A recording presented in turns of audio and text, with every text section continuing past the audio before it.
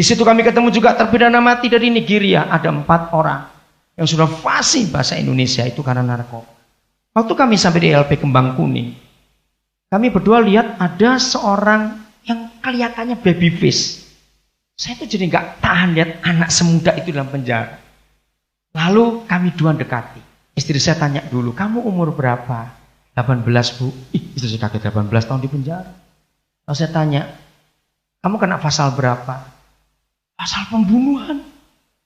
Dia bunuh orang tahun lalu umur 17. Kalau saya pernah dengar kasus Purwokerto, seorang preman dibunuh, ini pembunuhnya. Kamu kena berapa tahun? 10 tahun. Kenapa begitu lama? Iya, setelah kakak saya bunuh itu saya bawa kepalanya ke orang yang nyuruh kami. Kamu bawa kepala? Istri saya langsung minggir, gak mau dengar cerita itu lagi. Tapi saya gak sendiri pak, itu bapak saya di situ. Bapakmu yang mana itu? Umur berapa dia? 64 tahun. Kena berapa? 20 tahun. Mereka sudah percaya Yesus yang dua.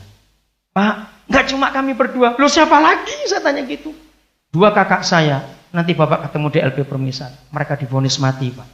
Karena mereka eksekutornya. Aduh saudara saya begini bagaimana jahatnya dunia. Tapi mereka belum percaya Yesus pak. Saya titip kalau bapak ke sana cari mereka. Saudara, ada banyak orang membutuhkan jawaban dalam hidup. Nah saya bacakan kisah Filemon ini. Karena ini pelayanan di penjara. Hari itu Paulus masuk penjara lagi karena Injil. Sayang dia nggak pernah nulis. Ini penjara keberapa kali yang dia masuk karena Injil. Dan hari itu ada seorang narapidana yang sudah bebas. Namanya Onesimus. Anak muda. Tapi ketika dia sudah bebas hari itu keluar. Dia nggak mau keluar. Dia tetap mau tinggal di penjara. Paulus bingung. Nah karena di penjara itu Paulus kenal Onesimus ini. Mantan karyawannya Filemon, orang kaya, donaturnya Paulus, dan teman sepenginjilannya. Jadi kamu itu mantan pegawainya Filemon? Iya. Saya akan tulis surat ya untuk mantan majikanmu. Ayat 8 saya mulai baca. Karena itu, Filemon, sekalipun di dalam Kristus aku mempunyai kebebasan penuh untuk memerintahkan kepadamu apa yang harus engkau lakukan. Tetapi mengingat kasihmu itu lebih baik aku memintanya daripadamu. Jadi Paulus itu menggunakan bahasanya. Kalau aku minta, hai Filemon, terima Onesimus. Walaupun dia pernah jahat di rumahmu, pasti engkau terima. Tapi Paulus enggak mau. Tetapi mengingat, saya ulangi 9. Kasihmu itu lebih baik aku memintanya daripadamu. Aku Paulus yang sudah menjadi tua. Bayangkan, sudah sampai tua karena Injil masih di penjara.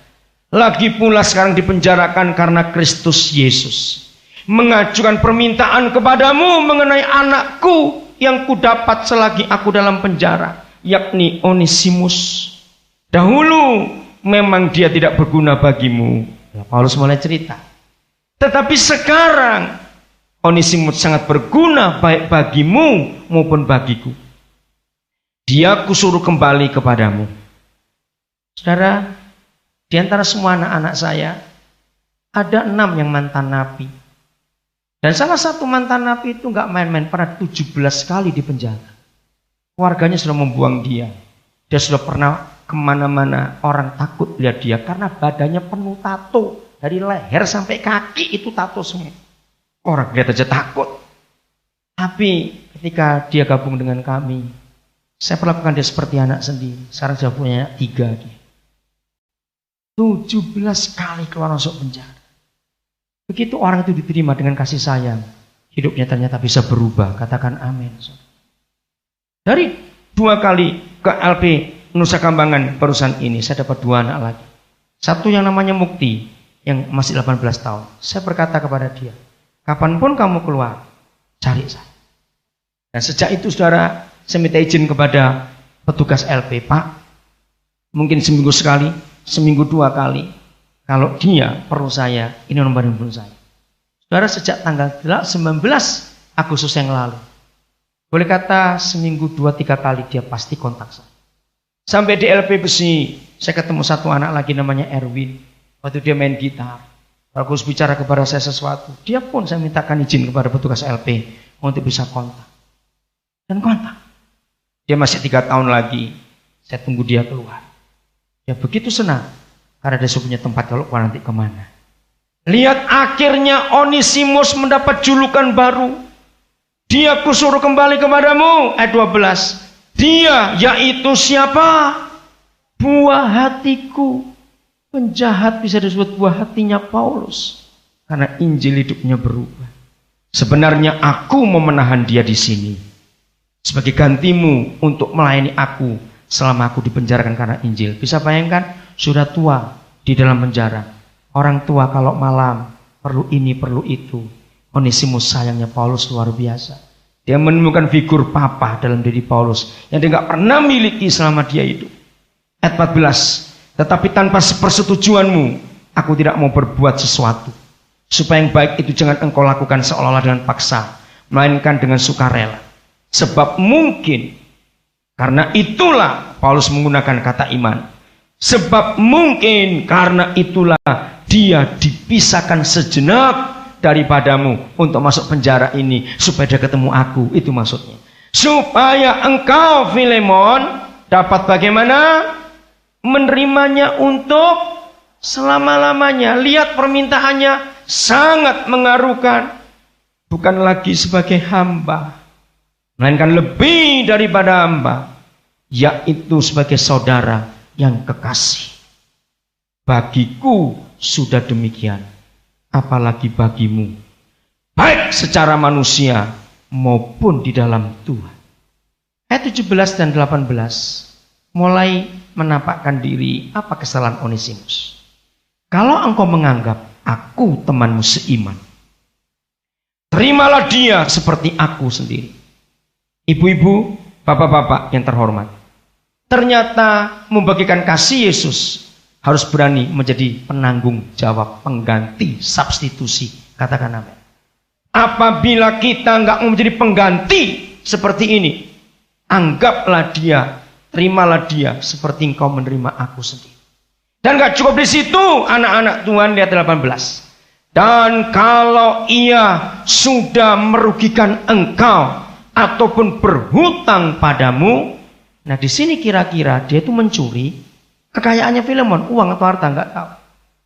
Apabila ia sudah merugikan engkau ataupun berhutang padamu Filemon, mari kita baca sama-sama kalimat ini. 1, 2, 3. Tanggungkanlah semuanya itu kepada.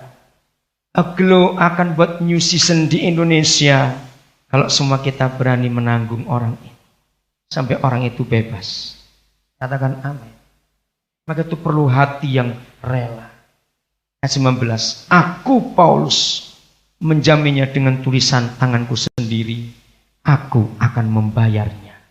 Agar jangan kukatakan, tanggungkanlah semuanya itu kepadamu, karena engkau sendiri berhutang kepadaku, yaitu dirimu sendiri. Ibu-ibu yang dikasihi Tuhan, wanita-wanita Sion yang diberkati Tuhan. Kalau suamimu nyeleweng, ibu-ibu, jangan sakit hati.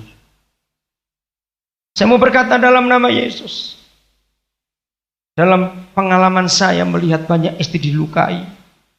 Ternyata wajar, maaf saya harus berkata, wajar. Kalau istri itu ingin balas dendam juga. Tolong istri yang disakiti, ampuni suamimu. Mungkin berkata, kok enak orang begitu diampuni. Dengar nasihat ini dalam nama Yesus. Kalau suamimu yang gila, biar dia yang gila. Istri jangan ikut gila. Kalau suamimu sedang aneh-aneh, istri sehatkan dirimu. Karena perempuan itu mengharapkan kau cepat mati. Kalau engkau mati, dia kawin dengan suamimu. Betul enggak? Maka itu istri bangkitlah. Yang gila biar dia saja. Besarkan anak-anak, katakan amin. Didik mereka dalam jalan Tuhan. Mereka akan jadi harapan yang luar biasa. Jangan balas, jangan ikut gila. Biar aku juga mau selingkuh sekali. Supaya dia tahu, jangan dalam nama Yesus. Nanti anak-anak jadi apa? Setuju kebenaran ini? Kalau bisa diharapan balik, harapan enggak, sudahlah. Ini yang Tuhan ingin. Supaya pernikahan, supaya anak-anak tetap baik. Mari kita menghampiri Tuhan.